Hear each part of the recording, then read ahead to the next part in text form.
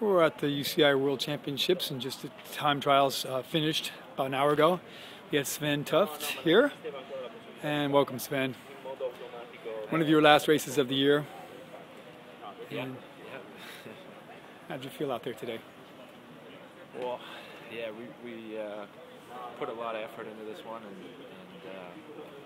the build-up has been, like racing a Grand Tour almost. We've been doing, a lot of our guys from a track background and doing these efforts out in Girona, just killing ourselves. So, yeah, today I felt pretty decent. Not like in the Tour, but the nature of the course was one that, as you started getting into it 40 minutes plus, you had everyone was paying quite deeply for their early efforts. So, yeah, I think I was just consistent, and that's one thing I can bring to the table on an effort like that. So, yeah, I wouldn't say the greatest legs, but for sure I was able to do my job. This course suited your team pretty well. Yeah, we definitely had a good team and a well dialed team for that effort. Big guys, powerful, which you needed everything because it was, on paper very flat and supposed to be fast, but we were fighting a blockhead wind the entire time. So yeah, you just needed that horsepower and guys,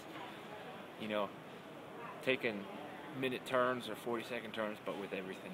And every time it had to be with full gas intention and just enough to get back on again and and you just solely focus on recovery on the wheel, and that's it, and you're back on the front again. Like, that time goes very quick.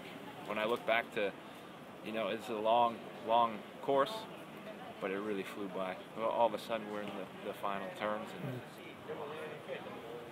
and not a lot of room for error there, just the last technical parts. Yeah.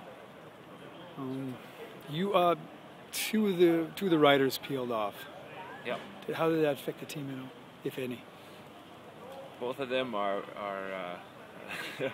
super strong guys, and for sure you pay because it's just that extra bit of recovery, right? Like, even if they're just 20 seconds on the front, it's just that, it adds up 40 seconds or another minute before you're on the front again. And yeah, it makes a big difference, but it's the nature of team time trials. You're going to lose guys. And guys can be great a few days out, and then on the day of, everything changes. And that's the thing you can't throw into the calculation. So it's something we all know, and we're just lucky we had 4 guys going to the finish quite strong. I think the crowd, everyone thought you guys were going to stay in the hot seat. It was really pretty exciting. Oh, I tell you, just, that energy when Omega Pharma was coming in and you just trying to do the calculation in the final there. Oh, yeah. It was pretty crushing, but again, like I said, we rode a beautiful race. We rode a World Championship ride, and good on Omega Pharma. I know we did the same thing to them in the Tour, so right. Yeah, it's been a bit of back and forth with those guys. Sure, it just shows you how even both your teams compete, and just the depth of the teams for sure is there. And coming that close also in the Tour de France, it was just the give and take. Yep. The exciting part of team time trials, really. For sure. To suffer for an hour and 5 minutes or whatever it is, and have it come down to split second. Yeah. How does that affect your chances in the individual time trial? Do you think you'll compete? At this moment, I'm thinking I might just pull out of the individual.